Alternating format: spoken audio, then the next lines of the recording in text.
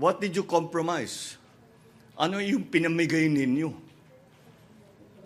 Bakit nagagalit sa atin ang mga kaibigan natin sa China dahil hindi kami sumusunod? Ano yung dapat namin gawin? Anong laman ng secret agreement na yan? Tawag nila sa gentleman's agreement. Tawag ko dyan secret agreement. Hindi namin alam. Walang dokumento. Nitong Biyernes, sinabi ng Chinese Embassy na nagkaroon ng gentleman's agreement noong Administrasyong Duterte para panatilihin ang kapayapaan sa Ayungin Shoal. At ipinunto nila mula February 2023, hindi na raw sumusunod ang Pilipinas sa umano'y kasunduan. Ang Ayungin Shoal ay bahagi ng Exclusive Economic Zone ng Pilipinas. Sa naunang press con ni dating Pangulong Duterte, iginit niya na wala siyang isinuko sa China.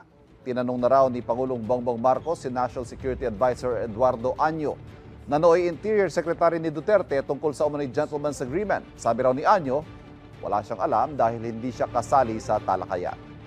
Ang kay Pangulong Marcos, maling isikreto ang anumang kasunduan sa ibang bansa dahil nalalagay sa alanganin ng Pilipinas.